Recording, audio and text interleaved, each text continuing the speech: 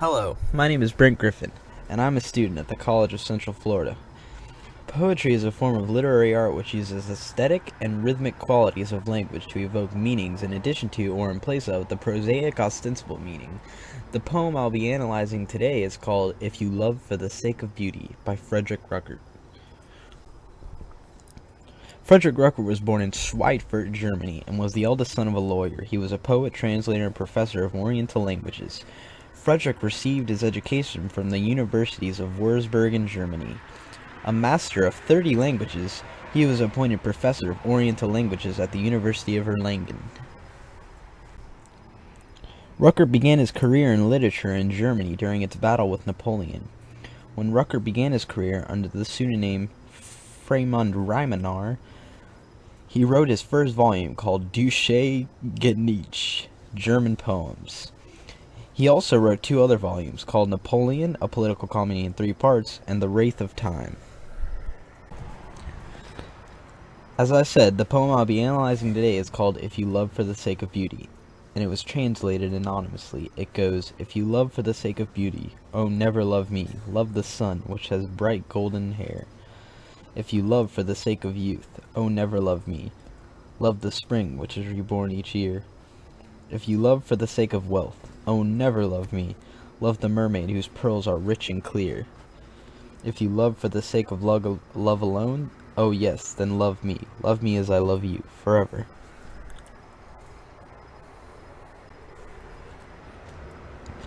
Ruckert was a poet of the Enlightenment.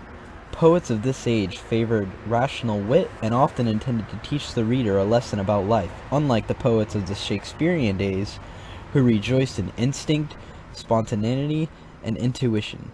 Also, violence was extensively occurring all over the world. Poetry was a method used to escape this harsh reality and take refuge in a creative oasis. The two philosophies of empiricism and rationalism entirely reformed society during this era. The simplicity of this poem displays the effect that the Enlightenment had on Ruckert's poetry.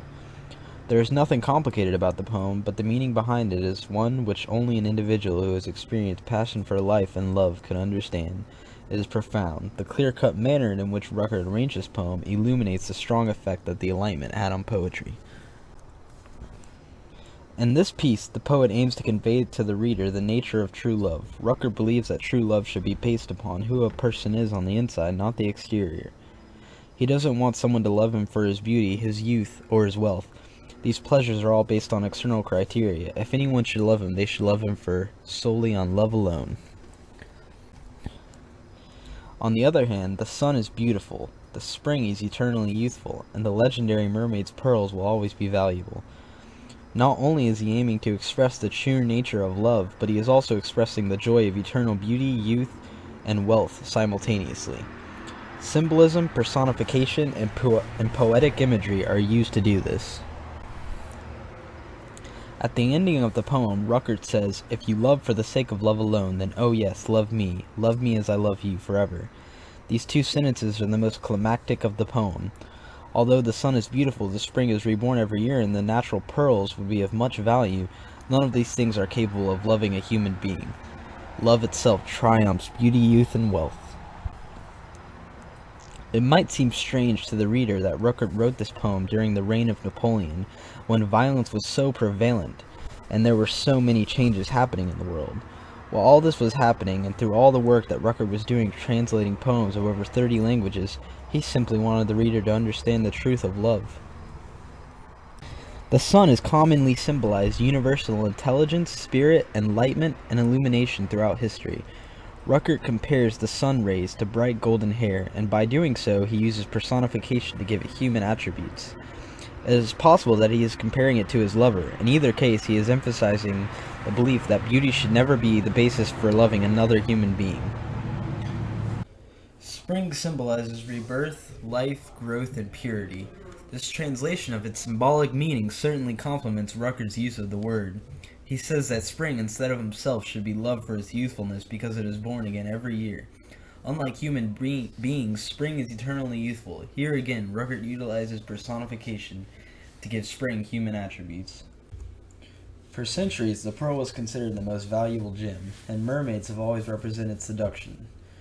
Ruckert uses the pearl as a symbol to convey to the reader that if one's love lies in seductive valuables, then he does not want the love of whoever the poem is addressed to. Instead, he suggests the love of a mermaid who brandishes seductive pearls. Ruckert's purpose for using these symbols is most interesting. Everyone admires these attributes in ones they love, so Ruckert compares that kind of love to the love of the sun, love of spring, and love for mermaids. But no matter how much you love these things, they will never love you back. Only a human being is capable of doing that. Ruckert shares this obvious but deeply passionate insight through an extremely simple poem. Ruckert wants the reader to understand what real love is. Love is eternal, so it cannot be based on any kind of temporary attributes such as physical appearances or possessions. Our good looks, youthfulness, and wealth will not last forever, but the sun, the coming of spring, and the imaginary figure of the mermaid will stay the same until the day we die. Ruckert utilizes middle diction in If You Love for the Sake of Beauty.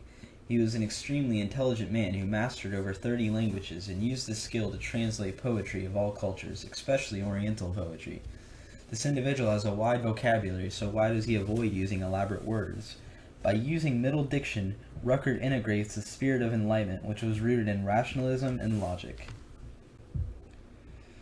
The precise imagery that Ruckert uses in this piece is intriguing because although it is so simple, it has the power to move a reader's mind to a profoundly captivating state. Ruckert uses the still images of the sun and the pearls as well as the kinetic image of the spring being reborn each year. It also seems that the imagery he uses descends in a specific pattern. First, he evokes the image of the sun, which can be seen any time during the day. Then he puts the image of the spring being reborn each year into the reader's mind. The coming of spring can be observed by any human, but it is not something that someone could see at the moment when they read the poem. The reader must use his or her imagination.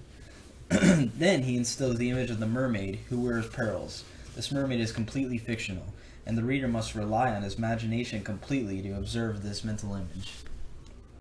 Thus we see that every tool and ingredient that Fredriech Ruckert used to construct this poem all revolve around one focal point. That focal point is love. Through this simple poem, Ruckert places the reader behind a magnifying glass which reveals his heart. It is remarkable how even a poet from centuries ago that lived in a time of war and violence can connect so well with his reader. Ruckert passed away in 1866. He was and still is powerfully inspiring to poets and musicians alike. Over 100 musicians have set his poetry and music. A monument of Fredriech Ruckert stands tall in his birthplace of Schweidfurt, Germany. I hope you have enjoyed this presentation. Have a wonderful day and a safe tomorrow.